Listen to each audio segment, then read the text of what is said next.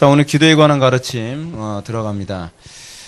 오늘은 우리가 기도와 하나님의 작정에 관한 교리를 우리가 살펴보게 될 것이고요. 그리고 또 하나는 무엇이냐면 기도와 믿음으로 구하는 것이 과연 무엇인가에 관한 부분을 살펴보게 됩니다. 이 기도에 관한 부분에 있어서 하나님의 신적 작정이라고 하는 부분은 굉장히 중요한 문제입니다. 대부분 기도에 관한 지침과 관련된 책들을 볼 때에 하나님의 신적 작정과 관련해서 기도를 다루고 있는 부분을 별로 보기가 쉽지가 않습니다. 그런데 분명한 것은 무엇이냐면 예수님께서 제자들에게 기도를 가르치실 때에 그 예수님이 가르친 기도의 가장 핵심적인 것이 주기도문 아닙니까? 주기도문. 근데 이 주기도문을 가르치실 때에 이 주기도문이 마태복음 몇 장에 나오죠? 6장에 나오지 않습니까? 마태복음 6장 33절에 주기도문의 요약이 나옵니다. 주기도문의 요약이 너희는 먼저 그의 나라와 그의 의를 구하라. 그리하면 이 모든 것을 너희에게 더해 주리라. 주기도문의 아주 중요한 핵심을 이렇게 요약해 놓고 있죠. 첫 번째 뭐예요? 너희는 먼저 그의 나라. 하나님의 나라가 기도의 중요한 중심 소스가 됩니다. 두 번째 뭐죠? 그의 뭐예요? 의. 의가 이게 헬라어로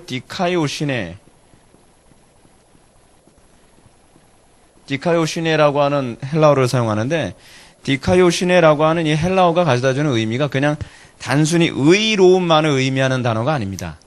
이게 디카이오시네가 이제 다양한 의미를 가지고 있는데 여기서 이 기도와 관련해서 우리가 이해할 수 있는 중요한 의미가 뭐냐면 하나님께 받아들여질 수 있는 조건이라는 의미가 있어요. 디카이오시네가.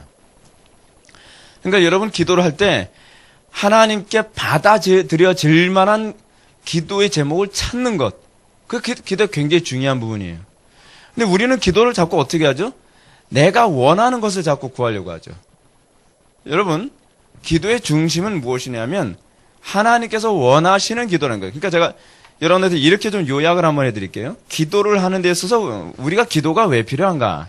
첫 번째 뭐냐면 하나님의 뜻을 찾기 위한 것이고 두 번째 뭐냐면 그 뜻에 내가 굴복하기 위해서 기도를 하는 거예요. 근데 우리는 기도를 정반대로 하죠. 기도는 어떻게 합니까? 내 뜻을 구하려고 하고 하나님의 뜻을 꺾으려고 들어요. 그러니까 우리의 기도가 자꾸 망가지는 이유가 거기 있고 우리들의 기도가 자꾸 이방인처럼 되어지는 이유가 바로 거기에 있습니다. 여러분들 이방인의 기도와 그리고 기독교의 기도를 구분하는 아주 중요한 그 시금석이 있습니다. 그것이 뭐냐면 이방인의 기도의 특징은 자기 뜻을 구하는 데 있습니다. 전적으로 자기중심적입니다. 이거 여러분들 교재에 나오는 내용들인데 우리의 기도가 그래서 자꾸 이방인화 돼버리고 있어요. 여러분 우리가 한국교회를 오늘날 바라보면서 한국교회가 기도를 많이 하는 교회치고 성화되는 교회를 별로 못 봤죠. 기도를 많이 하는데 점점 미신화돼 버리고 기도를 많이 하는데 점점 욕심이 많아지고 기도를 많이 하는데 점점 신비주의로 가버려요. 여러분 기도를 많이 하면 신비주의로 가질 않습니다. 기독교의 신비적 영향이 많이 있지만 기도가 가지고 있는 특징이 뭐냐면 성령의 역사는 이성을 고양시키는 거예요. 이성을 마비시키는 게 아니란 말이죠. 근데 어떤 사람이 기도를 많이 하면 많이 할수록 기도를 많이 했다는 사람들을 만나면 이성이 굉장히 마비되어 있는 상태를 우리는 접하게 돼요. 그래서 아무리 성경적인 얘기를 정확하게 얘기해도 안 받아들여요. 우리가 대화할 때 그걸 느끼죠. 저 사람이 이성적으로 마비된 사람인가 보다라고 하는 걸 직관적으로 이렇게 느낄 때가 있지 않습니까? 그 기도 잘못하고 있는 거예요. 틀림없이. 조나단 에드워즈가 얘기했던 것처럼 성령의 역사의 가장 전형적인 현상은 이성이 고양되는 거예요. 이성이 점점 날이 서요. 그래서 기도를 많이 하는 사람들은요, 굉장히 이성적으로 샤프합니다.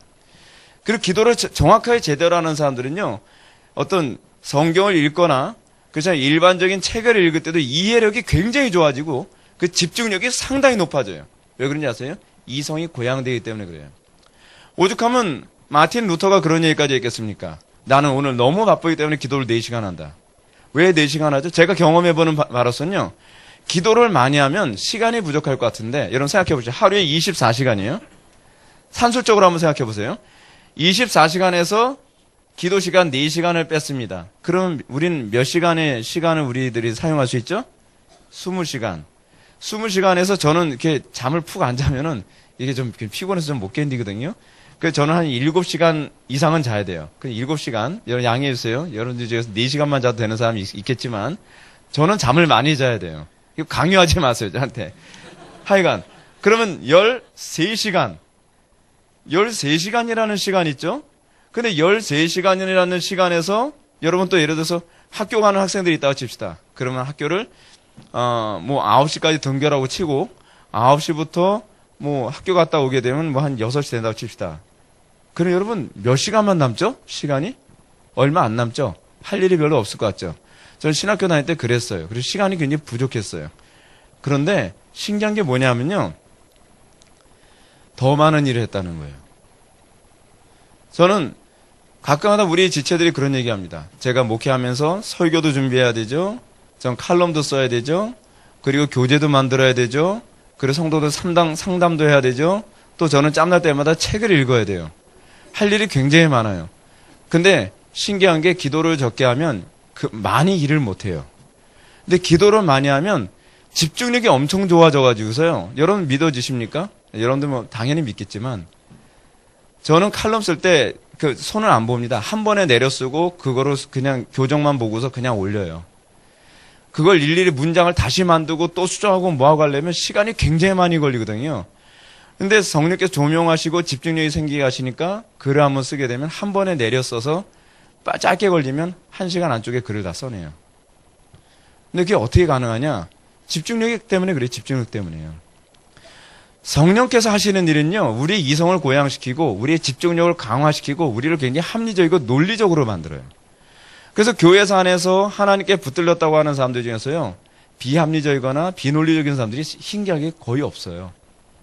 굉장히 합리적이고 굉장히 이성적이면서 굉장히 탁월한 이성적인 능력을 가지고 있는 사람들 우리는 보게 돼요.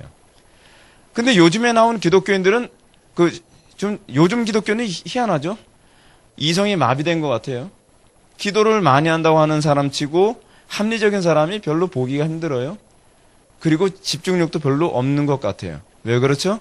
그건 기도를 잘못하고 있어서 그래요. 성령께서 인도하시는 기도라고 한다면 반드시 우리에게 거룩한 성품을 갖게 만드시고 합리적이고 집중력이 있으며 그리고 탁월해지게 만들게 될 수밖에 없어요. 제가 경험한 바로는 그렇습니다.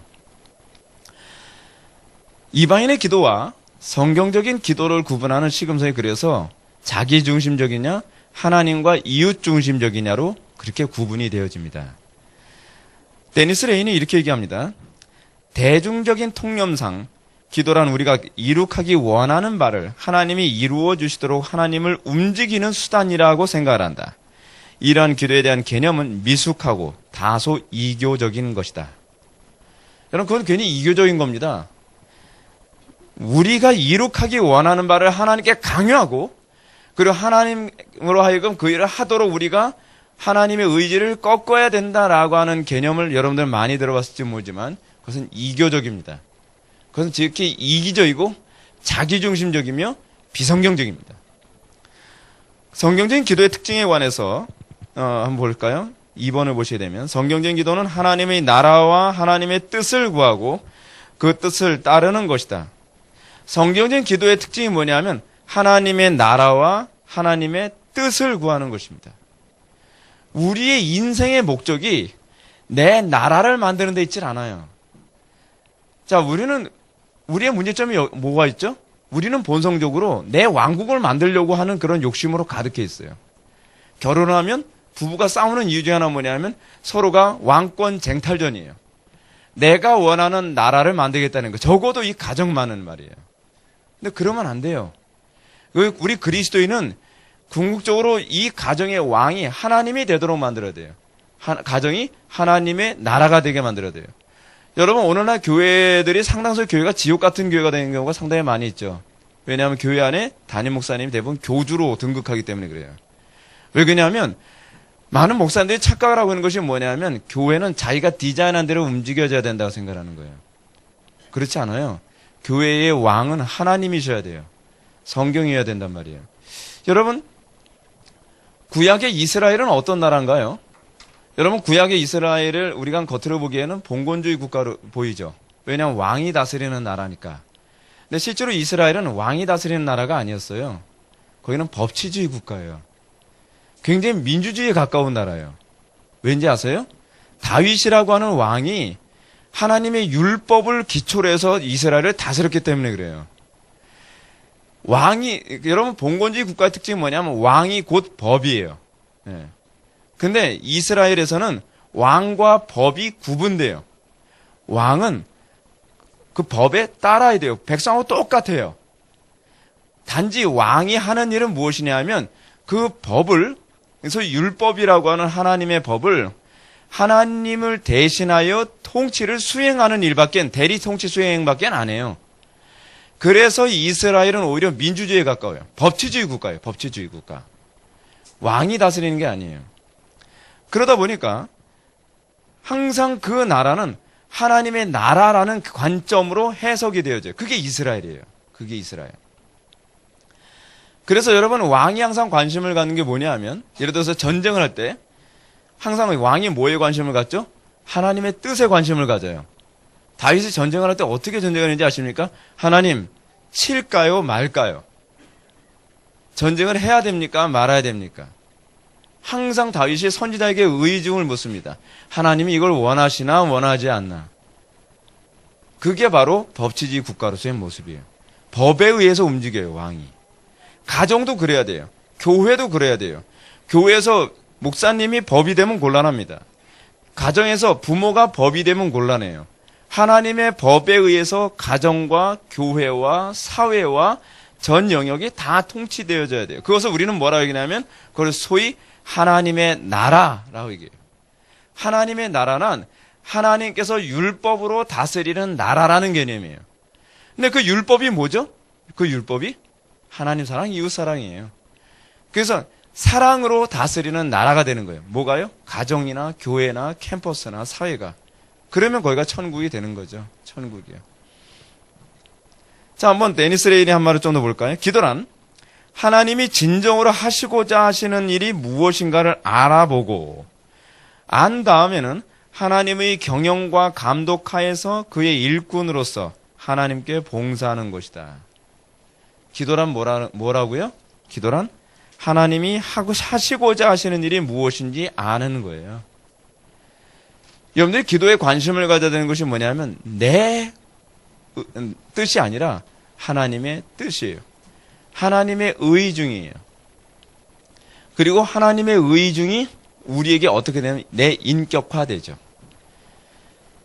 이 기도가 묘한 것이 뭐냐면 기도하지 않으면 이렇게 되질 않아요. 기도는 하나님의 의중이 내 의중으로, 하나님의 슬픔이 나의 슬픔으로, 하나님의 그 열정이 나의 열정으로 승화되어지는 가장 절묘한 순간이 기도예요. 기도하지 않으면 열정이 안 생겨요, 여러분. 기도를 하는데 열정이 안 생겼다는 그 사람은 기도를 잘못한 거예요. 또는 기도를 한다고 하는데 여전히 세상적인 열정에 사로잡혀 있다면 더 잘못하고 있는 거예요. 기도를 정상적으로 하는 사람들은 거룩에 대한 열정에 붙잡혀요. 그리고 기도를 제대로 하는 사람들은 하나님의 그 슬픔이 나의 슬픔으로, 하나님의 그 탄식이 나의 탄식으로 느껴져서 시대를 바라보는, 사회를 바라보는 또는 사회를 해석하는 안목이 세속적 안목에서 하나님의 안목으로 바뀌어져 가요. 그래서 기도를 적게 할수록 점점 그것에 대한 해석 능력이 떨어지게 되죠. 그래서 기도를 많이 해야 된다는 얘기가 그래서 나오는 겁니다. 그래서 하나님의 의중이 나의 의중으로 자리를 잡게 되면 그 다음에는 어떻게 되죠? 그게 이제 더 이상 하나님의 일로 여겨지지 않고 누구의 일로 여겨지죠? 내 일로 여겨지죠. 내 일로 여겨지면 가만히 있을 수 있어요? 없어요? 없죠? 기도를 하는데 움직이지 않는 사람은 기도를 잘못하고 있다는 거예요. 기도 따로, 일 따로가 아니에요. 기도는 하나님의 일이 내 일이 되는 것이 기도예요. 하나님의 그 분노가 나의 분노가 돼요. 그래서 하나님의 하실 일을 내가 하게 돼요. 그래서 기도하는 사람은 결코 가만히 있을 수 없고 그들은 부지런할 수밖에 없고 그들은 열정적일 수밖에 없어요. 오늘날 우리는 한국교회 안에서 저는 기도하고 있습니다. 라는 얘기를 많이 하는데, 그러면서 안 움직이는 사람들을 우리는 흔히 많이 보게 되죠. 그래서 사람들이 자꾸 이런 얘기를 하죠. 그 기도하는 사람들 치고, 기도합니다. 라고 얘기하는 것 치고 행동하는 사람 못 봤더라. 여러분, 단편의 예를 들어볼까요? 어떤 가난하고 헐벗고 힘든 사람이 있어요. 그 사람 위해서 기도해요. 그 하나님께서는 어떤 마음 주실까요? 불쌍히 여기는 마음 갖게 하시겠죠. 하나님께 돕고 싶은 마음 갖게 하시겠죠. 그럼 어떻게 되죠? 자동적으로 나부터 그를 돕는 일로 움직이게 되어 있어요. 기도하는 사람은 반드시 움직이는 사람이에요. 이 등식은 절대로 벗어나질 않아요. 근데 기도하는데 움직이지 않는다면 그 기도는 성령 안에서 기도한 것이 아니라 위선적으로 기도한 거예요. 그러니까 우리의 기도를 점검하는 시금석들이 계속 튀어나오죠. 내가 정말 제대로 기도하고 있는가, 그렇지 않는가. 이게 계속 잘 점검을 해야 될 부분입니다. 그래서 여러분들이 기도에 대한 가르침을 여러분들이 배우면서 여러분들이 뭘 점검해야 되냐면 내가 잘못 기도하고 있는 것이 무엇인가를 계속 점검해 나가야 돼요.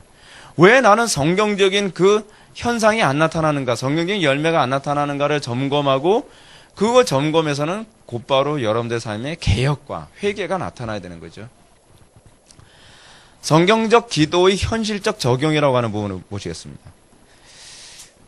이 부분을 바르게 이해하려면 성령 안에서 기도함을 이해하고 그것과 관련하여 이 문제를 풀어가야 합니다.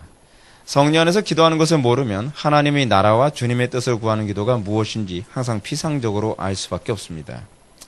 그래서 여러분 먼저 요 얘기는 먼저 해야 될 것 같습니다. 하나님의 뜻을 어떻게 찾느냐에 관한 문제. 여러분 하나님의 뜻은 직관으로 찾나요? 아니면 이성으로 찾나요? 하나님의 뜻을 찾는 방법을 말씀드릴게요. 두 가지를 다 사용합니다. 어떻게 사용하냐면 하나님의 뜻을 찾는 데 있어서 아주 가장 중요한 그 수단이 있습니다. 뭘까요? 말씀과 설교입니다. 여러분들이 성경을 읽다가 성경을 읽을 때는 직관으로 읽습니까? 아니면 이성으로 읽습니까? 이성으로 읽죠? 이성으로 읽는데 그 이성에 성령께서 조명을 하시죠. 그러면 그 말씀을 통해서 하나님의 뜻이 비춰지죠. 성경을 읽지 않고 하나님의 뜻을 찾는 건 좀 무모할 수 있습니다. 내가 기도해봤는데 너는 내 거래. 뭐 이런 식으로. 여러분 이렇게 하면 이건 좀 곤란해. 이런 거예요. 예. 예. 우리 기도하면서 항상 어떻게 해야 되죠? 항상 하나님의 말씀을 보면서 그 말씀을 통해서 조명하시는 하나님의 방식을 구해야 돼요. 예.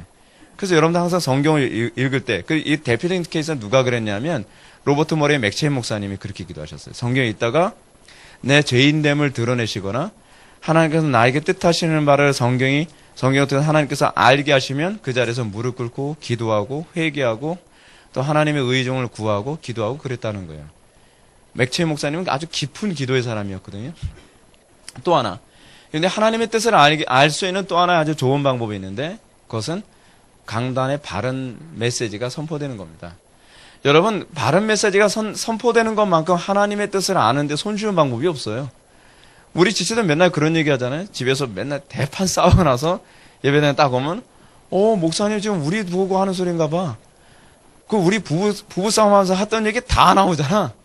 제가 알겠습니까? 부부싸움을 했는지 안 했는지도 모르는데 그러다 어쨌든 누명 쓰죠. 제가 부부싸움 마치 도청장치 걸어놓은 것처럼. 그러면서 어떻게 하죠? 그러면서 하나님께서 그런 방식으로 가르쳐주는 거예요. 여러분 강단 설교의 위대함이 사실 거기에 있습니다. 근데 강단 설교가 죽으면 이게 조명이 일단은 강단에서의 성령의 조명하심이 어두워지면요. 성경을 읽으면서도 조명이 잘 안 되니까 하나님의 뜻에 점점 어두워져요. 여러분 기도하면서도 하나님의 뜻을 알 수 있거든요. 성령께서 조명하시는 방법을. 항상 하나님의 뜻을 안다는 개념은 성령의 조명과 관련된 부분이에요. 근데 성령의 조명은 가장 확실한 것은 직관으로 알아지는 것보다는 기도하면서 딱 알아지는 것보다는 성경을 통해서나 설교를 통해서 알아지는 게 가장 안전합니다. 근데 강단 설교가 죽으면 다 죽어요. 그래서 강단 설교가 위대한 게 바로 거기에 있습니다. 그래서 하나님께서는 이걸 통해서 우리는 기도할 바를 알지 못하거든요. 기도할 바를 알지 못하기 때문에 성령께서는 말할 수 없는 탄식으로 우리에게 기도를 통해서 하게 하시고 또는 설교 통해서 알게 하시고 또는 성경을 통해서 알게 하십니다. 근데 알게 하시는 것이 뭘 알게 하시느냐가 중요한 거예요. 이게 재밌는 건데 하나님께서 작정하신 바를 알게 하시는 거예요. 우리는 자꾸 이런 식으로 하나님의 의중을 알기를 원한다고 하면서 이렇게 하죠. 자, 욕심으로 또 하나님의 의중을 알려고 하잖아요. 성경은 딱 그런 사람들 우리 옛날에 많이 썼잖아요. 한 80년대, 90년대. 목사님, 하나님의 뜻을 모르겠어요. 모르겠으면 이리 와봐. 쫙 쪼개심. 오, 사업하신다 그랬죠? 내 시작은 미약하였으나 내 나중 심히 창대하려. 사업 잘 될 겁니다. 여러분, 성경을 사용했지만 하나님의 의중을 하려고 하는 겁니까? 아니면 내 의중을, 그러니까 내 욕심을 채우려고 하는 겁니까? 내 욕심이에요. 이게 잘못되는 거예요. 궁극적으로 하나님의 의중을 안다는 개념은 뭐냐면 이거예요. 하나님, 그래서 하나님께서 저를 통해서 무엇을 하기 원하십니까? 하나님, 제 사업을 통해서 뭘 하시길 원하십니까? 하나님, 저의 결혼과 제 배우자와 제 자녀들을 통해서 하나님 무엇을 하기 원하십니까? 하나님, 제 목회와 내 개척을 통해서 하나님 뭘 하길 원하십니까? 취직을 통해서 뭘 하길 원하십니까? 하나님의 작정에 우리는 관심을 가져야 돼요. 소위 거기서 우리는 소명과도 같이 맞물려 들어가죠. 하나님의 작정에는 관심 없고 내 인생의 계획을 청사진에 딱 그려놓고 내 인생 청사진 딱 그려놨잖아요. 하나님 아시죠? 저 일단은 제가 서울대 들어가야 돼요. 지금 알고 계시죠? 그게 제 인생의 계획이라니까요. 서울대 들어가고 그 다음에 제가 유학을 가야 되는데 최소한 프린스턴이나 그전 하버드나 뭐 그런 데는 가야 돼요. 정 안 되면 에머스테 뭐 그런 데 있잖아요. 그래서 뭐 하나님께 딱 청산을 자기의 계획과 작정을 자꾸 하나님께 강요하는 거예요. 여러분, 그러면서 우리가 점점 더 불신자가 돼가는 거예요. 불신자가. 기도 많이 하면 신자가 되는지 아십니까? 기도 많이 하면 많이 할수록 불신자가 될 수 있는 방법이 있다는 거 아세요? 이거예요. 욕심대로 가는 거예요. 여러분, 오늘 본문 말씀 이제 오늘 보실까요? 여러분, 잠언 한번 보시기 바랍니다. 잠언 19장 21절 말씀. 잠언 19장 21절 말씀. 굉장히 중요한 부분입니다. 저는 원래 기억력이 별로 안 좋아서 암기를 잘 못하는데 이 구절은 제가 아예 암기를 했습니다. 굉장히 중요한 성경 구절이라서요. 찾으셨죠? 여러분도 웬만하면 여러분도 이거는 그냥 암송하시기 바랍니다. 사람의 마음에는 많은 계획이 있어도 오직 여호와의 뜻만이 완전히 서리라. 여호와의 뜻만이 완전히 서리라. 여러분, 여호와의 뜻은 몇 %로 될까요? 100%예요. 그죠? 여러분, 우리는 이런 얘기 많이 하죠? 여러분, yes, I can. 할 수 있다, 할 수 있다. 꿈을 꾸십시오. I have dream. 뭐, your dream. 뭐, 둘이 찾아가면서, 뭐, 꿈꾸면 된다. 여러분, 꿈꾸면 다 됩니까? 근데 어떤 사람은 꿈을 꾸는데 안 되는 사람 있죠? 맨날 할 수 있다, 할 수 있다 하는데 안 돼요. 왜 안 될까요? 여러분, 꿈 꿔서 되는 게 있고 안 되는 게 있어요. 어떨 때만 되냐면 그 꿈이 여호와의 뜻과 부합할 때만 되는 거예요. 예를 들어서 알렉산더 대왕, 안 믿는 사람이죠? 근데 여러분, 알렉산더 대왕이 꿈을 꿨어요. 어떤 꿈을 꿨죠? 나 젊은 나이에 내가 불합하지고 나 점령해버리겠다. 꿈을 꿨어요. 근데 그 꿈이 현실화됐어요. 아, 꿈꾸니까 다 되는 거죠? 그게 아니에요. 이미 다니엘서에 하나님의 작정이 나왔잖아요. 하나님께서 이미 다니엘서에서요, 뭐라고 말씀하셨냐면, 이 금신상, 뭐, 나오잖아요. 뭐 머리는 뭐 금이고, 뭐 가슴은 뭐고, 뭐 다리는 뭐고 쭉 나오잖아요. 거기에 이미 헬라 제국에 관한 하나님의 작정이 언급되어 있어요. 근데 그 헬라 제국의 그 왕으로 등극한 사람이 누구냐? 말로 알렉산더 대왕이거든요. 알렉산더가 꿈을 꿨기 때문에 된 것이 아니라 하나님께서 작정한 것을 하나님의 작정을 그 사람의 꿈이라는 방식으로 심어주신 것 뿐이에요. 그래서 된 거예요. 그래서 알렉산더 대왕이 나이 33살에 엄청난 일을 이뤘잖아요. 그건 알렉산더가 대단해서가 아니에요. 하나님께서 그를 사용하셨기 때문이에요. 여러분, 이걸 바꿔서 얘기합시다. 여러분의 하나님의 작정과 여러분의 인생이 부합하면 못할 게 있을까요? 없어요.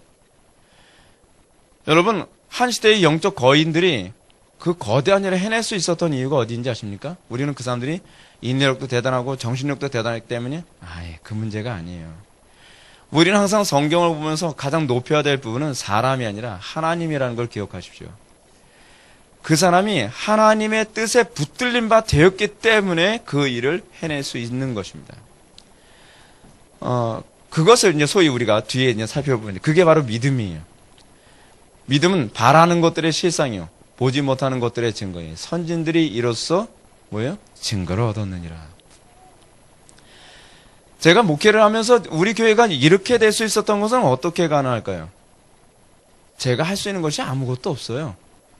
하나님께서 작정하신 대로 저는 기도하면서 순종하면서 나간 것뿐이에요. 근데 놀라운 것이 뭐냐면 그 하나님의 작정이 명령으로 느껴지는 것이 아니라 나의 일로 느껴졌다는 거예요. 그게 내가 해야 될 즐거움으로 느껴졌다는 거예요. 하나님은 우리를 그렇게 움직이세요. 의무적으로 억지로 일하게 만들진 않으세요. 제가 몸이 조금 컨디션만 좋아지면 이제 몸 추스리고 그러고 나면 제가 컴퓨터 앞에 앉아서 칼럼을 써대거든요. 요번에도 제가 칼럼을 쓰면서 매번 느끼는 건 뭐냐면 하나님께서 하셨구나라는 걸 느낄 때가 굉장히 많이 있어요. 근데 칼럼을 써야 된다고 하는 것이 의무감 때문에 쓰는 것이 아니라 기쁨으로 쓰거든요. 하나님께서 뜻하시는 바의 조그만 부분 하나라도 하나님의 작정은 디테일한 부분이 모여서 큰 거대한 하나의 계획을 움직여 가시는 거잖아요. 근데 그 조그만 계획 하나하나에 순종하면서 우리는 하나님의 거대한 계획의 일부가 돼가는 거예요.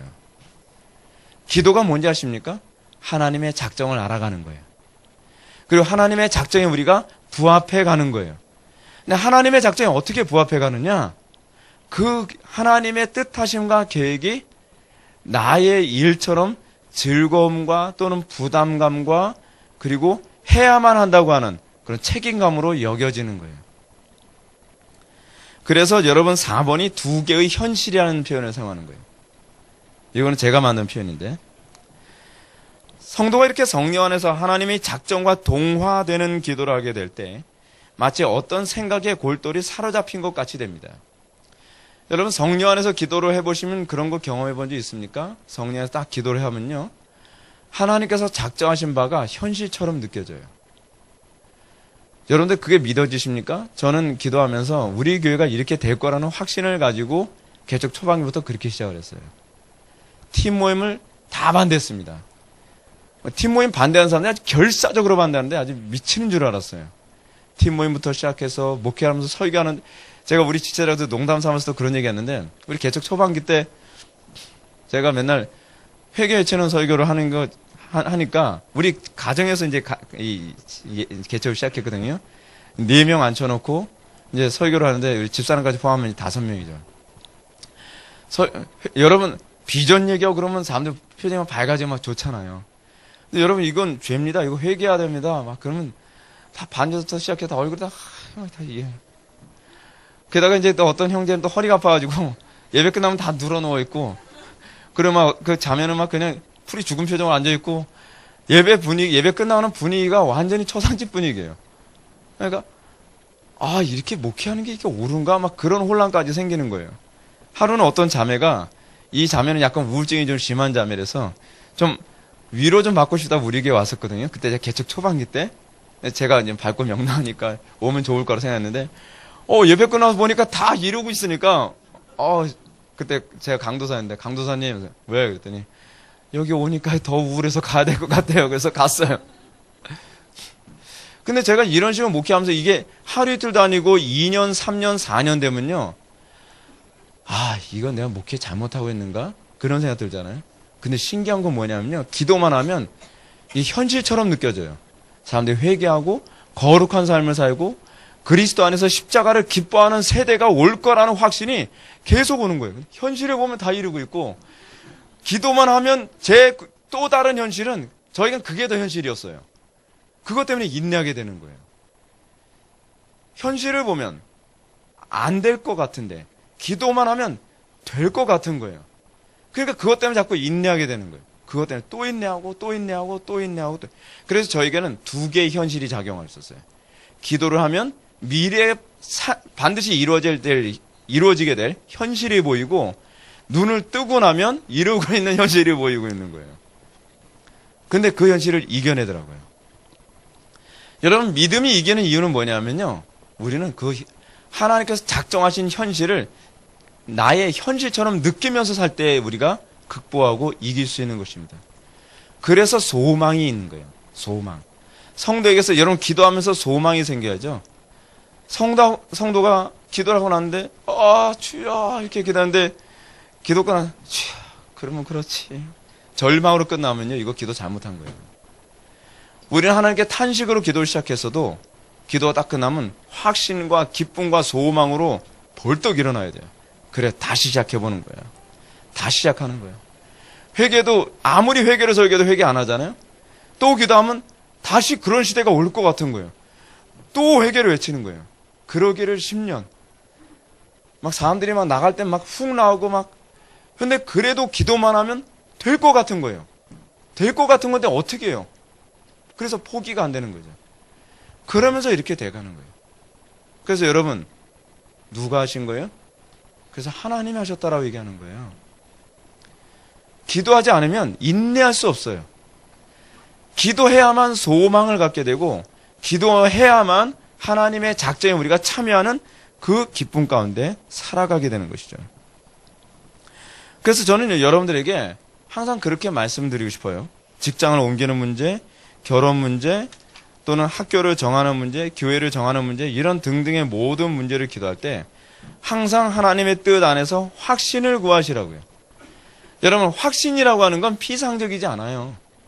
확신이라는 건 어떤지 아십니까? 아무리 절망적인 상황에서도 눈에 보이는 절망적인 상황이 더 현실처럼 보이는 것이 아니라 기도에서 하나님께서 인쳐주신 상황이 더 현실처럼 보이는 거예요. 여러분, 그거 정말 놀랍잖아요. 굉장히 놀라운 상황이에요. 그래서 현실적으로 보면 불가능해. 옛날에 그런 적이 어떤 분이 간증을 하는데 그러더라고요. 누구를 위해서 기도하는데 아무리 봐도 이 사람은 살아날 소망이 없는 거예요. 근데 기도만 하면 살아날 것 같은 거예요. 기도 끝나고서 딱 와보면 여전히 더 죽어가고 있는 거예요. 상태는 점점 안 좋아지고, 다시 기도하면 반드시 살아날 것 같은 거예요. 다시 와서 또 그래, 지금 내가 가면 또 살아있을 거예요. 근데 점점 더 죽어가는 거예요. 상태는 점점 더 안 좋아져요. 의사한테 물어봐요. 그래도 좀 괜찮은 것 같지 않습니까? 근데 어저께까지는 그래도 소망이 있었는데요, 안 될 것 같습니다. 아니 주님, 이게 어떻게 된 거죠? 난 기도하면 이게 확신이 오는데 다시 기도하면 다시 확신이 생깁니다. 그래서 끝까지 그를 붙들고 기도하게 되는 거예요. 그러면서 살아난 사람들이 많아요. 확신이라는 건요, 피상적이지 않아요. 그래서 확신을 가진 사람은요, 여러분 그거 알잖아요. 세상에서 제일 무서운 사람이 어떤 사람이라고요? 꿈을 가진 사람이라잖아요. 근데 그 꿈이 하나님의 작정과 맞물려 있기 때문에 아무도 그 사람을 꺾을 수가 없어요. 근데 분명한 건 뭐냐면, 알렉산더 대왕 같은 경우는요, 악한 날에 악한 작정에 비중이 맞춰진 사람이고, 우리는 선한 날에 선한 작정 쪽으로 우리는 붙들림 받은 사람이라는 거예요. 그래서 여러분, 가룟 유다를 막지를 못해요. 가룟 유다를 여러분 타임머신 타고 가서 암살하려고 해도 희한하게 총알이 빗나간다니까요, 그런 사람들. 왠지 아십니까? 하나님의 작정 때문에 그래요. 하나님의 작정 때문에. 우리는 실제로 그 역사 안에서 그런 거 많이 보지 않습니까? 히틀러를 죽이려고 수도 없이 시도를 했대요. 네, 안 죽어요. 왜냐하면 하나님께서 작정하신 바가 있기 때문에. 김일성이 암살하려고 수도 없이 그 시도했다 그러잖아요. 안 죽어요. 김정일도 제명해 죽었잖아요, 기분 나쁘게. 근데 왜 그런지 알아요? 하나님의 작정 때문에 그래요. 그거를 우리의 신앙 선배들은 알고 있었어요. 그래서 사명자는 사명을 다 끝내기 전까지는 절대로 죽지 않는다고 얘기하는 이유가 바로 거기에 있는 거죠. 작정이에요. 작정. 그래서 우리가 기도에 항상 관심을 가져야 되는 것은 하나님께서 나를 통해 작정하신 바가 무엇인가에 관심을 가져야 돼요. 자, 제가 한 가지 질문 던져볼까요? 하나님의 작정에 우리가 헌신하지 않으면 하나님의 작정은 실패할까요? 하나님께서 작정하신 건 우리가 안 하는데요? 그러면 어떻게 될까요? 다른 사람을 통해서도 하세요. 네. 무슨 얘기냐면, 어떤 사람이 복이 있냐면요. 하나님의 그 영광스러운 작정, 여러분 하나님의 그 영광스러운 작정을 우리는 뭐라고 해석할 수 있냐면 회복의 작정이라고 할 수 있어요. 이 소위 아담과 하와로 말미암아 타락한 이 세상을 하나님께서 다시 복음으로 회복하시는 것이거든요. 그래서 이 갱신이라고 하는 관점으로 우리는 이해할 수 있죠. 그걸 때로는 재창조의 개념으로도 해석을 해요. 근데 그 재창조의 사역에 우리가 하나의 한 부분으로 쓰임받는 거예요. 놀라운 거 아닙니까? 어떤 사람이 복 있는 사람인지 아십니까? 편하게 살다가 천국 갔으면 좋겠다? 여러분 그게 복이 아니에요. 하나님의 놀라운 작정이 일부로 살아가다가 이 땅을 떠나는 게 복인 걸 믿으시기 바랍니다. 구원의 확신은 여러분 어떻게 오는지 알려 드릴까요? 구원의 확신 중에 중요한 개념은 무엇이냐면 내가 하나님의 선하신 작정이 일부로 있다는 것을 확인할 때 거기서 구원의 확신이 와요. 우리가 악한 날에 악한 작정이 일부로 있다면 그거는 멸망의 확신이 되겠죠. 그러니까 여러분 악하게 살아가면서 확신이 온다는 건 거짓말이에요. 있을 수가 없어요. 우리에게 주어진 확신은 내가 그리스도의 일부로 그리스도와 우리가 연합하여 그리스도를 통해서 하나님께서 이루시고자 하는 작정의 일부로 내가 살아간다는 것을 확신하게 될 때 거기서 우리가 그 구원의 확신이 감격과 기쁨 속에 살아가게 되는 것입니다. 그래서 5번에 보면 확신이란 무엇인가 라는 말이 나오잖아요. 그것은 하나님께서 온 우주 만물을 창조하시기 이전의 작정에 대한 성령이 조명하심과 관련됩니다. 여러분 놀랍잖아요. 하나님께서 창세 이전에 작정하시는 걸 우리에게 조명해 주시면 우리는 뭐로 보이냐면 미래로 보여요. 이게 아주 기가 막힌 관계예요. 근데 그게 뭐로 통해서 가능하냐면 기도 통해서 가능하다니까요. 그래서 기도하지 않고서 쓰임받는 일은 없어요. 기도하지 않고 성경 공부 열심히 한다고 되는 게 아니에요. 여러분들이 열심을 낸다고 쓰임받는 게 아니에요. 눈이 말씀드렸죠, 여러분. 믿음으로 하지 않은 것은 다 죄라고요. 믿음으로 하지 않은 것은 하나님의 작정과 아무 관계가 없어요. 우리가 기도를 통하여서 그 믿음으로 그리스도와 연합하여 하나님의 작정에 부합해서 열심을 내는 것과 자기 열심을 내는 것은요, 완전히 달라요. 자기 열심은 뭐가 될 가능성이 많냐면 가룟 유다처럼 악한 날에 악하게 쓰임받는 그런 작정과 관련을 맺을 수가 있어요. 가룟 유다가 기도하고서 여러분 그렇게 예수님 팔아넘긴 거 아니잖아요. 항상 문제가 뭐냐면 믿음으로 하지 않는 것이 위험하다는 걸 깨닫지 못하는 게 문제예요. 그 제가 여러분한테 그런 말씀 드렸죠. 기도하지 않고 얻은 건 다 뭐가 되기 쉽다? 재앙이 되기 쉽다고 말씀드리죠. 목사님 저 기도하지도 않았는데도요. 요번에 어떻게 그냥 우연치 않게 그냥 마음에 감동이 와서 전틀 성리 역사를 믿어요. 그래서 이렇게 로또로 사서 찍었거든요. 1등이 됐어요. 하나님 뜻인가 봐요. 하나님 뜻일까요? 저는 빨리 헌금하십시오. 그거 재앙이 될 수 있습니다. 남기지 말고 헌금하십시오. 전 그렇게 말해주고 싶어요. 그거 재앙이 될 수 있어요, 여러분. 확신이란 하나님께서 무엇을 작정하셨다는 의지에 대한 확신에서 출발합니다. 하나님께서 작정하신 일은 반드시 이루신다는 것을 안다면 하나님께서 무엇을 작정하셨는지를 확신하는 것만큼 분명한 확신이 어디 있겠습니까? 그렇죠? 하나님께서 작정하셨다는 것을 알면 그것만한 확신이 어디 있어요? 그건 안 이루어질 수 없는 거잖아요. 그죠? 안시 프라울은 말한 것처럼 성경에 가르치는 확신은 자기 확신이 아니라 성령께서 우리에게 주시는 확신입니다. 그래서요, 확신의 특징이 하나 있어요. 성령의 은혜가 약해지면 확신도 같이 약해집니다. 그리고 성령의 은혜가 강화되면 확신이 더 강화돼요. 그래서 여러분들이 이런 경험은 하셨을 거예요. 기도했는데 확신했다가 현실을 보니까 확신이 막 흔들리잖아요. 근데 기도를 아주 많이 하면 현실 안에서도 아주 확신이 생겨서 현실 안에서도 흔들리질 않아요. 그죠? 그래서 여러분들은 현실 안에서도 흔들리지 않고 고난과 어려움이 와도 흔들리지 않는 방법이 뭐냐 하면 그때는 기도를 더 많이 하시는 것밖에 방법이 없습니다. 성령 안에서 기도하는 가운데 하나님의 작정에 대하여 눈을 뜨게 된 성도는 현실의 장애와 어려움이 산처럼 밀려올지라도 결코 뒤로 물러서지 않습니다. 왜냐하면 하나님이 물러서지 않기 때문이에요. 내가 물러서지 않는 게 아니라. 그래서 다른 사람들이 영적인 안목이 없이 보게 되면 그 사람이 위대한 사람처럼 보이는 거예요. 산처럼 거대한 사람처럼 보이는 거죠. 왜냐하면요, 거대한 어려움 앞에서도 당당하게 맞서거든요. 마치 다윗이 골리앗을 때려눕힌 것이 하나님의 작전 가운데 있었다는 거 여러분 믿습니까? 예, 그래서 다윗이 담대할 수 있었던 거예요. 골리앗이 말이 골리앗이지 머리 여기 뚫고서 고기가 나올 정도로 키가 큰 사람이거든요. 근데 다윗같이 15살짜리 어린아이가 그 골리앗 앞에서도 떨지 않았던 건 하나님의 작정이 그와 함께 했기 때문에 그렇습니다. 그래서요, 신적 작전 교리는 굉장히 신비로운 교리면서 위대한 교리예요. 성경에 가르치는 확신은 성도를 이 세상 그 어느 누구도 무너뜨릴 수 없는 강한 군사로 만듭니다.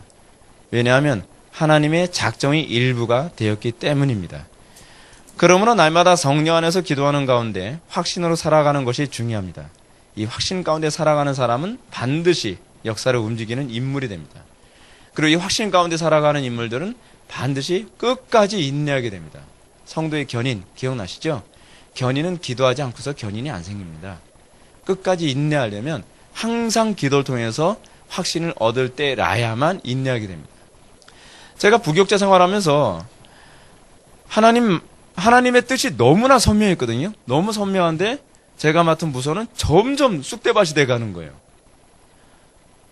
여러분 그 하루 이틀이지 한 7개월, 8개월을 그러면요, 내가 응답을 잘못 받았나 별 생각 다 들어요. 아무도 제 생각을 지지를 안 해줘요. 주변에서 다 전도사님 그래도 인내한 만큼 인내한 것 같은데 타협하시죠. 별 얘기가 다 들려오거든요. 그 정도 되면요 굉장히 갈등이 생겨요. 그런데 신기한 게 뭐냐면요, 너무 괴로운데도 저를 설득하는 분한테 이런 얘기를 하게 되는 거죠. 제가 틀렸다는 것만 입증해 주세요. 그러면 타협할게요. 근데 틀렸다는 걸 상대방에서 입증해 주기 전에는, 제가 성경적으로 잘못 가고 있다는 걸 입증해 주기 전에는 타협이 안 되는 거예요. 그 인내가 어디서 나오는지 저도 신비롭더라고요. 어떤 분은 저보고 그래요. 고집이 세다고요. 그래서 제가 그분한테 그런 얘기합니다. 아니요, 전 믿음이 셉니다. 저는 고집이 별로 세다고 저는 생각하지 않아요. 근데 저는 이게 성경적이다라고 믿어지면 타협이 안 돼요. 근데 그게 제 타고난 성품은 아니거든요. 그게 저는 믿음이라고 확신합니다. 그러니까 세상을 움직일 수밖에 없는 거죠. 그러니까 마치 뭐하고 같냐면 나를 움직이지 못하면 내가 세상을 움직이겠다는 식으로 살아가는 거예요. 그래서 제가 성도들 보고 그런 얘기 하잖아요. 우리 학생들이나 청년들 보고 학교 다니는데 적응하기 힘들어요. 그럼 왜 적응을 하려고 그래? 딴 사람들이 너한테 적응하게 만들어야지. 그렇게 말씀드리는 게 그래서 그래요. 그리스도인은 적응하는 사람이 아니에요. 말씀대로 정확하게 살아가고 뚝심 있게 살아가면 주변이 적응하면서 주변을 거룩하게 정화시키는 게 그리스도인이에요. 여러분 생각해 보십시오. 지구가 막 돌고 있는데 지구한테 적응을 해보면 어떻게 됩니까? 기독교는 기준이에요. 하나님의 말씀이 기준이란 말이에요. 근데 우리가 왜 적응을 하려 듭니까? 우리를 중심으로 해서 세상이 돌아가게 만들어야 돼요. 그래야 세상이 타락하질 않아요. 지금 세상이 타락한 이유가 뭐냐면 저희 교회가 기준을 포기했기 때문에 그래요. 왜냐하면 확신이 없으니까 그런 거죠. 확신이. 6번 보시겠습니다. 정욕대로 구하는 가운데 오는 확신. 정욕대로 구하는데도 확신이 올 수 있다는 거 여러분 믿습니까? 정욕대로 구해도 확신이 올 수 있습니다. 근데 그 확신은요, 좀 죄송한 얘기지만 저주받은 확신입니다. 악한 날에 악하게 쓰임 받기 위해서 확신이 오는 거예요. 그런 사람들 통해서 역사가 움직입니다. 근데 피비린내 나는 역사가 움직여지죠. 이 땅은요, 그래서 저는 이렇게 말씀드리고 싶어요. 이 땅은 두 종류의 확신의 싸움이라고 좀 믿습니다. 하나는 하나님의 거룩한 작정을 가진 그 믿음을 가지고 살아가는 사람들과, 한편으로는 악한 날에 악하게 쓰임받는 작정을 가진 그 확신을 가진 사람들과의 대립이 이 땅에서의 끊임없이 일어나는 것이라 좀 믿어요. 근데 중요한 건 여러분들이 어느 쪽에 기울어져 있느냐에 관한 문제죠. 여러분 악한 날에 악하게 쓰임받기 위한 그 확신 가운데서 살아가는 존재입니까? 아니면 선한 날에 선하게 쓰임받기 위해서 하나님의 그 작정 가운데 여러분 붙들림 받은 사람들입니까? 분명한 건 이 두 종류의 사람은요 절대로 꺾이지 않는다는 겁니다. 이 두 종류의 사람은 하나님께서 작정하신 일을 완수할 때까지 절대로 그 사람들은 뒤로 물러서질 않습니다. 이 땅은 그 두 종류의 사람들의 대립의 연속이에요. 그러니까 끊임없이 여러분들은 기도로 이 거룩한 싸움에 헌신할 수 있도록 힘써야 되겠죠. 네.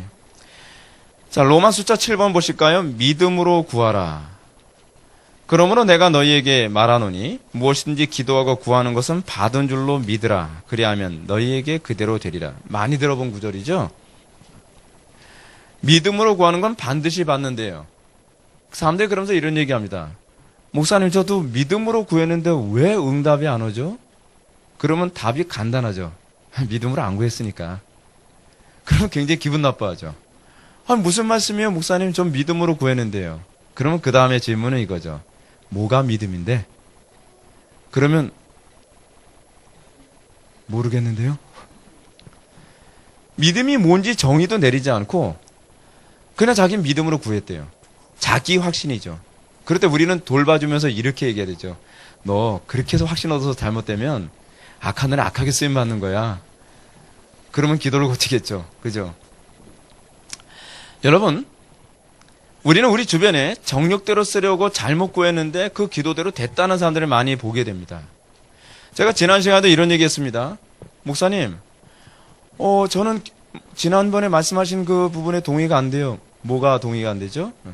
저는 제 배우자 문제 그 리스트를 한 300가지 쭉 했는데 제 배우자는 300가지 리스트에 담았는데요. 아유 부부금시 엄청 좋겠네요. 아유 너무 좋죠. 굉장히 악하겠네요. 부부가. 여러분 중요한 건 인생은요. 성령께서 끊임없이 우리에게 주시는 교훈이 뭐냐면 인생은 내 마음대로 되는 것이 아니라 하나님의 마음대로 된다는 것을 알아가는 겁니다. 그게 믿음이에요.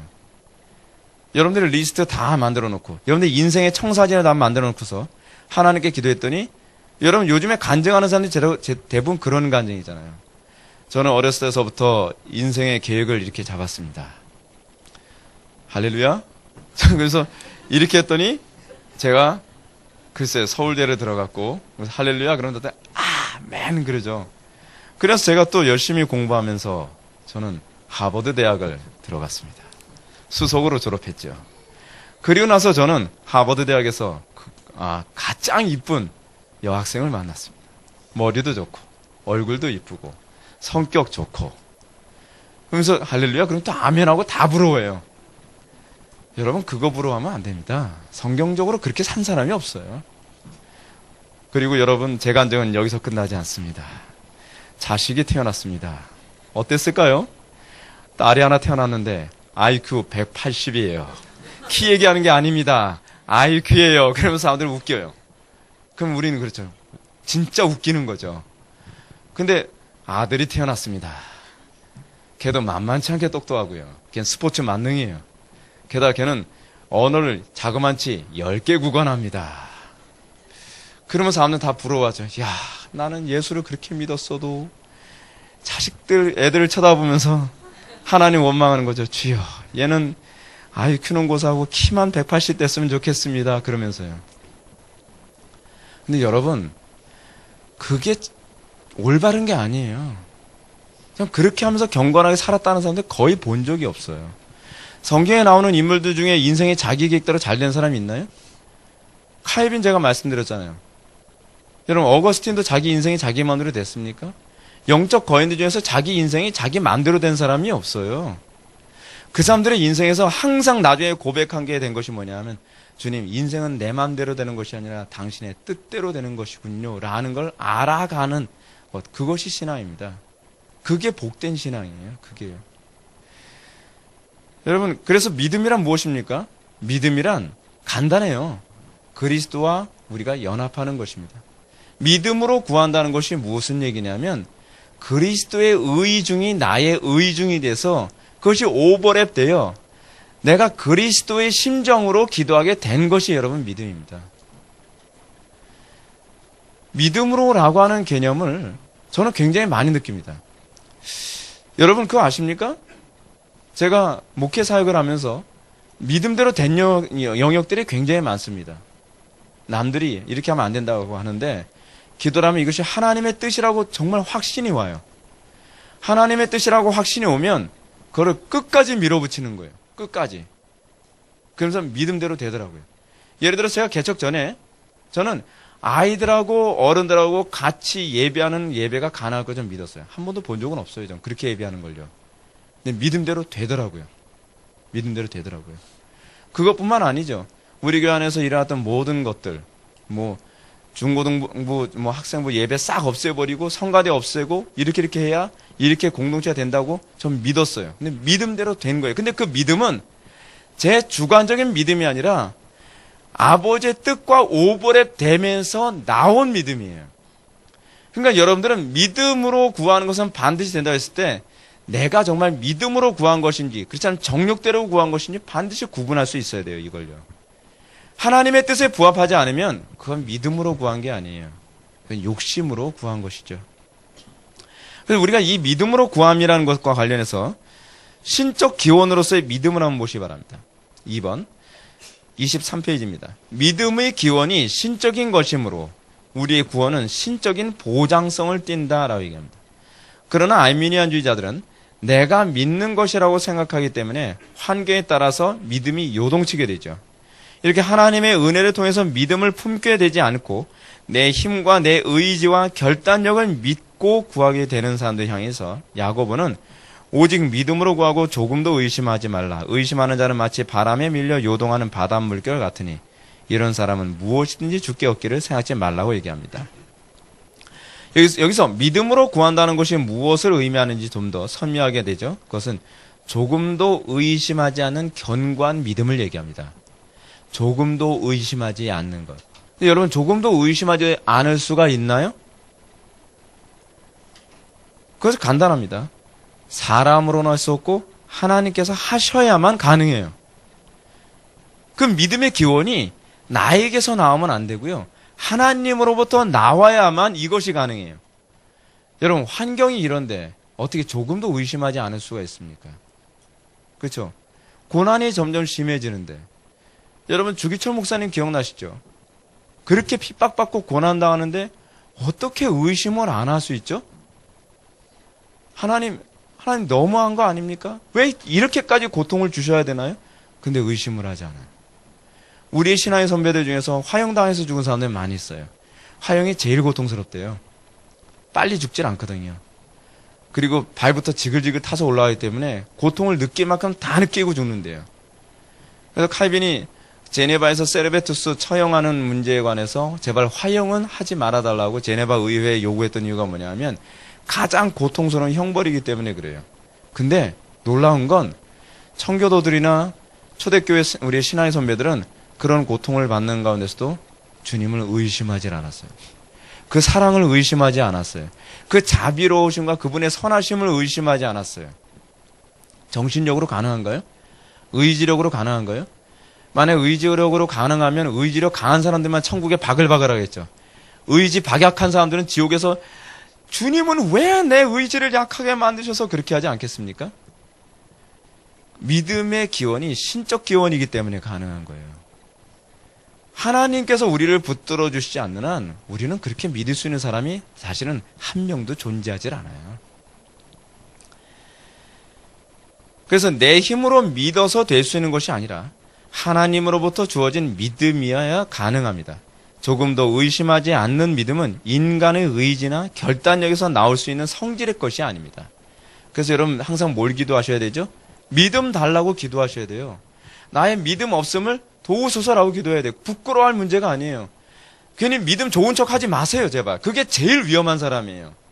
우리는 믿음이 없다는 것을 항상 통감하고 매일같이 나의 믿음 없음을 도와달라고 기도하며 항상 더 풍성한 믿음으로 충만하게 채워달라고 기도하셔야 돼요. 그런 사람이 정말 복된 사람인 걸 믿으시기 바랍니다. 조금도 의심하지 않은 믿음이 어떻게 주어지는가? 첫 번째, 이 믿음은 그리스도의 말씀을 들음에서 난다라고 얘기합니다. 로마서 10장 17절의 말씀을 보면 믿음은 들음에서 나며 들음은 그리스도의 말씀으로 말미암아 느니라. 그렇다고 해서 여러분 말씀을 열심히 듣기만 하면 언젠가는 믿음이 생길 거라고 생각하지 마십시오. 이 사람들이 제일 위험한 사람입니다. 항상 그냥 예배당에 와서 언젠가 믿음이 생길 거야. 그냥 계속 시간만 낭비하고 있어요. 근데 왜 믿음이 안 생기지? 왜 자꾸 점점 의심만 생기지? 그 얘기가 아닙니다. 그래서 들음이란 단순히 교리를 많이 배우고 설교를 열심히 들으며 성경을 많이 보면 믿음이 생긴다는 그런 얘기가 아니에요. 말귀를 잘 알아들으셔야 되죠. 교리를 배우고 설교를 듣고 성경을 보되 모든 것에 성령의 조명하심이 있어야 함을 염두에 두는 얘기예요. 이걸 우리는 흔히 조직신앙에서 효력 있는 부르심이라고 얘기합니다. 효력 있는 부르심은 말씀이 선포되는 것을 통해서 주어지거든요. 그래서 여기서 얘기하는 것은 마냥 들으면 믿음이 생긴다는 얘기가 아니라 하나님의 말씀을 통해 효력 있는 부르심이 우리에게 주어진다는 표현이에요. 무슨 말인지 이해되시죠?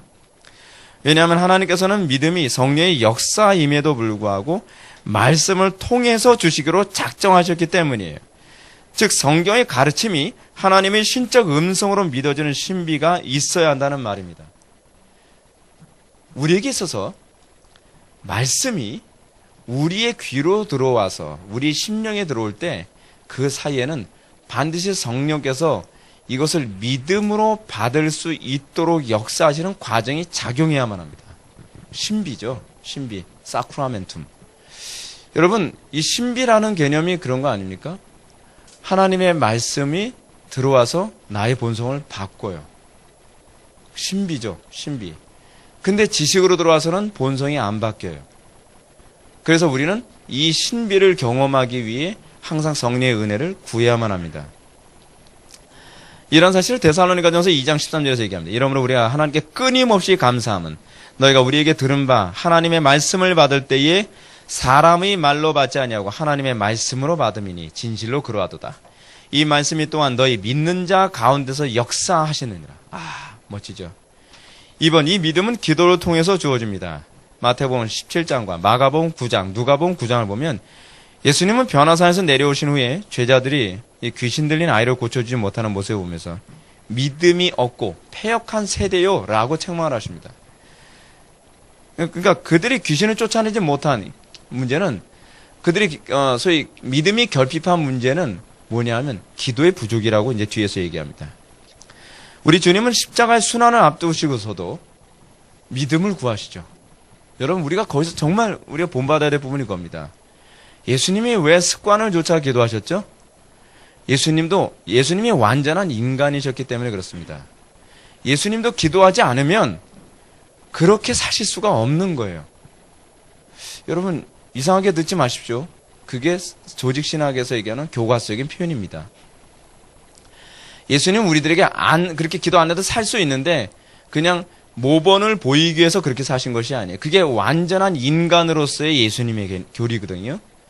그래서 예수님은 성자의 신성이 이 예수님이라고 하는 인성에 영향을 주기 위해서는 항상 기도라는 이 은혜의 방편을 사용하셨어야만 했다라고 얘기합니다. 그러니까 기도하지 않고서 믿음이 강할 수 있어요? 기도하지 않고서 여러분 이렇게 십자가까지 질 수 있었겠어요? 아니라는 거예요. 그래서 예수님은 마지막 절정에서 겟세마네 동산에서 감람산에서 예수님이 끊임없이 십자가를 질 수 있기 위해서 하셨던 일이 뭐냐면 기도였던 거예요. 거기에도 예수님은 기도하지 않고서는 십자가를 지실 수 없었던 거예요. 하물며 원죄가 없으셨던 예수님도 그러셨는데 원죄로 충만한 우리가 기도를 안 하고서 하나님 말씀대로 산다고 하는 건 말이 안 되죠. 그래서 이 믿음은 기도를 통해서 주어진다는 것입니다. 그래서 믿음은 주로 기도와 말씀을 통해서 형성되고 강화됩니다. 그리고 성찬은 우리의 믿음을 강화시켜주는 겁니다. 4번, 믿음의 주된 역할. 믿음의 주된 역할은 우리를 그리스도와 연합시키는데 믿음으로 우리는 그리스도의 의로운 신분과 지혜와 능력과 거룩함과 사랑 등에 연합됩니다. 믿음으로 하는 기도는 그리스도의 뜻과 의지에 연합이 됩니다. 우리의 기도가 항상 아버지의 뜻과 연합이 되려면 그것은 우리가 그리스도와 연합이 되어야 돼요. 그래서 우리는 그리스도처럼 기도할 수 있어야 돼요. 그리스도께서 구하셨던 것처럼 우리도 그렇게 구할 수 있어야 돼요. 예수님께서는 어떻게 하셨죠? 12제자를 선별하시는 것도 이미 다 찍어놓고 저놈 해놓고 나서 하나님 얘네들 이제 제가 얘네들을 12제자로 삼으려고 하는데 신앙 좋게 해주세요 라고 기도하는 게 아니에요. 우리하고 생각이 굉장히 다르잖아요. 우리는 이러한 사람 세웠으니까 하나님 이 사람 다 잘 되게 해주십시오. 그게 아니라 하나님께서 뜻하시는 제자가 누굽니까를 12명을 딱 고르면서 그 안에 가룟 유다가 자기를 팔 거라는 걸 알고 있어도 아버지의 뜻이니까 거기까지 순종해 나가는 거예요. 기가 막히죠. 우리는 어떻게 생각하죠? 아버지의 뜻대로 기도했으면 12명이 퍼펙트해야 된다고 생각을 하잖아요. 근데 아버지의 작정에 맞춰진 것이지 내가 사역하기 편한 사람을 선택한 게 아니거든요. 예수님은요. 그래서 예수님의 신적 작정 가운데의 예수님의 기도는 항상 아버지의 뜻과 관련해서 제자를 선택하는 것이 같이 가는 것이. 그래서 우리의 기도는 항상 내 유익을 구하는 것이 아니라 아버지의 나라와 뜻에 항상 초점을 맞춰서 기도해야 되는 것입니다. 그래서 여러분 제가 기도를 많이 하면 우리 교회는 다 100% 신앙 좋은 사람들만 다 들어오겠죠. 그렇습니까? 그렇지 않아요. 하나님께서는 교회를 교회되게 만들기 위해 적절한 사람들을 또 집어넣으신다는 것도 인정해 나가야 돼요. 그게 기도가 가지는 기도를 하는 사람의 겸손함이에요. 내 맘대로 하는 게 아니에요. 그래서 요한복음 15장 7절을 보면 너희가 내 안에 거하고 내 말이 너희 안에 거하면 무엇이든지 원하는 대로 구하라. 그리하면 이루리라. 라고. 전제가 뭐죠? 너희가 내 안에 거하고 내 말이 너희 안에 거하면 주님의 말씀이 여러분들 안에 거하는 것이 돼야 돼요. 그리고 난 다음에 무엇이든지, 여기서 무엇이든지는 주님의 뜻이라고 하는 이 카테고리 안에서 무엇이든지죠. 그렇죠? 그러면 100% 이루어지리라 라고 얘기하는 것입니다.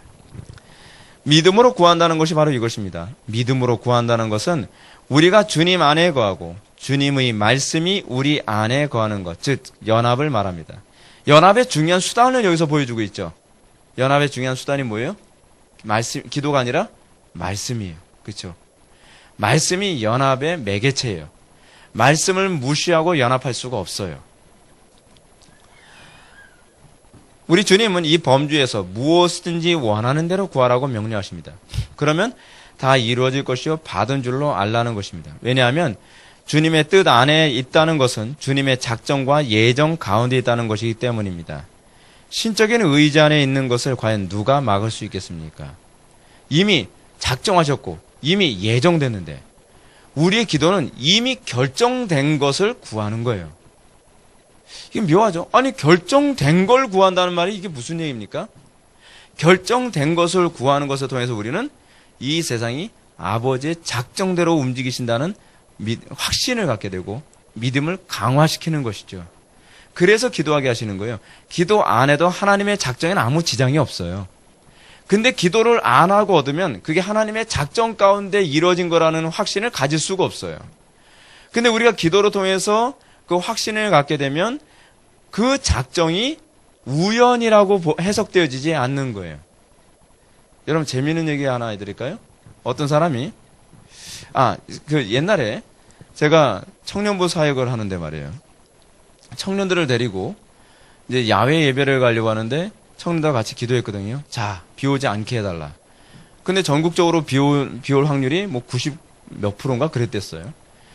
근데 청년들을 데리고 그 다음날 아침 그 야외 예배를 가려고 버스까지 다 대절해놓고 딱 기다릴 땐 비가 계속 오는 거예요.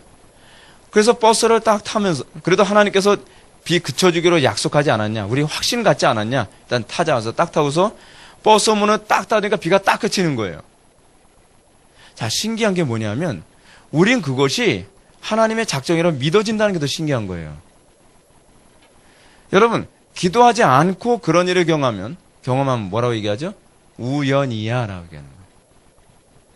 이게 바로 기도를 요구하시는 이유예요. 우리는 기도를 통해서 하나님께서 그 시점에 그렇게 역사하실 거라는 확신을 얻게 되었고 하나님의 의중과 관련해서 사물을 해석하는 방식이 달라지는 거예요. 근데 기도하지 않는 사람은 자 예를 한번 들어볼까요? 여러분 하루에 3끼니 먹는 거 하나님의 작정 가운데 주어진 겁니까? 아니면 우연히 주어진 겁니까? 작정이라고 얘기는 하죠.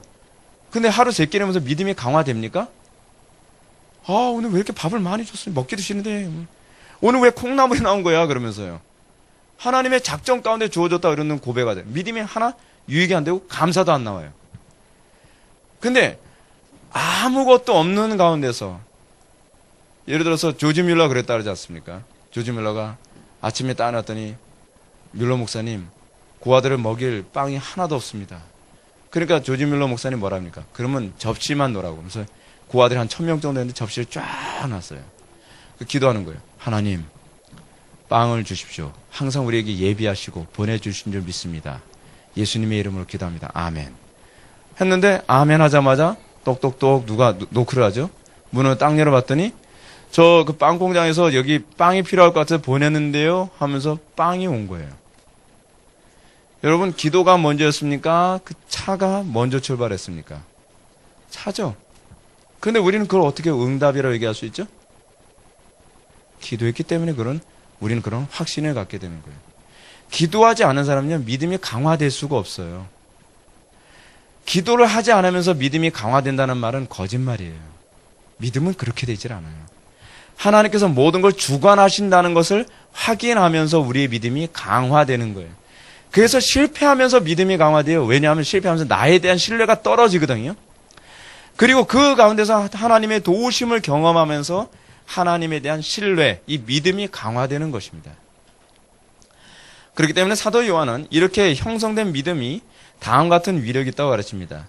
대저 하나님께로부터 난 자마다 세상을 이기느니라. 세상을 이기는 승리는 이것이니 우리의 믿음이니라. 여러분 어떻게 우리가 세상을 이기는 믿음을 갖게 된지 아세요? 이 세상 주관자가 하나님이라는 것을 믿기 때문입니다.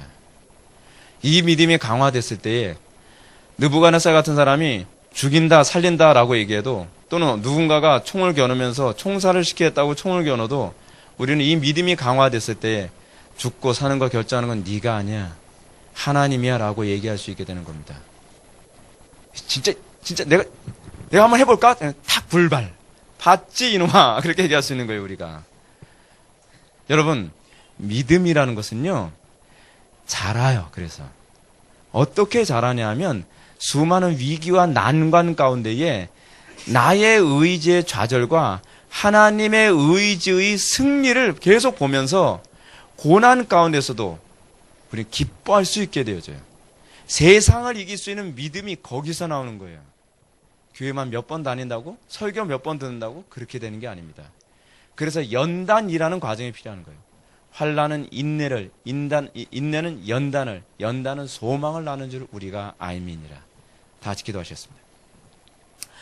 사랑이 많으신 하나님 아버지, 우리에게 있어서 믿음과 기도와 신적 작정의 중요성이 얼마나 큰지를 다시 한번 알게 하여 주심을 진정으로 감사드립니다.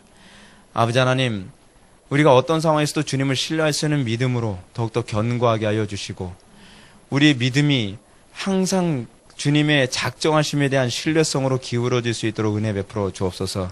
우리가 욕심으로 추구하는 것을 믿음이라고 착각했었습니다. 아버지 하나님, 이제는 주님의 작정에 우리의 삶이 부합되어지고 이 세상 모든 것이 하나님의 작정의 결과라는 것을 우리가 믿음으로 이 세상을 이길 수 있는 믿음을 충만하게 소유할 수 있도록 은혜 베풀어 주옵소서. 예수님의 거룩하신 이름으로 기도 올립나이다. 아멘.